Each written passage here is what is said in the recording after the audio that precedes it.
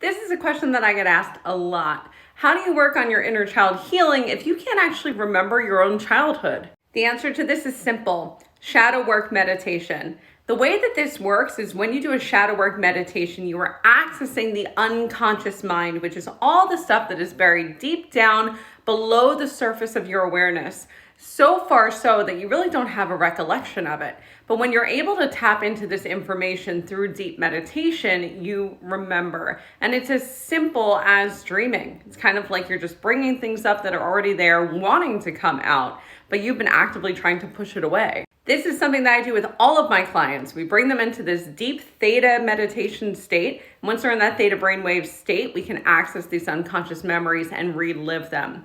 Now, the key here is that you need to relive them in a way that it's not as intense on the body as it was the first time, because that's how we rewire it within your brain, within your energy, within your body, and how we change your reaction to any triggers that might present themselves today, which is the entire point of inner child healing. If you're worried that you won't be able to get there yourself, which is a common fear that people have, there are some things that you can do on your own to help yourself remember. The thing that you need to start with is make a list of all of your triggers, all the things that bother you in this life. Maybe it's a feeling of control, like needing to always control the situation no matter what's going on in your world. Or maybe it's feelings of worthlessness or inadequacy. What you're gonna do is you're gonna make a list of all of these, and then you're gonna try and go back as far as you can to the earliest conscious memory that you have of feeling this way. Then you're going to use a narrative therapy technique called restoring. You're going to change the perspective that you have on that moment by telling it to yourself differently.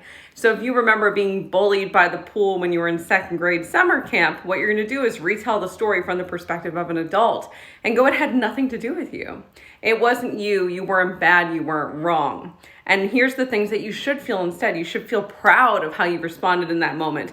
You should acknowledge all the emotions that you felt, because that's human. And you should really dig down deep and feel that sense of worthiness in your bones.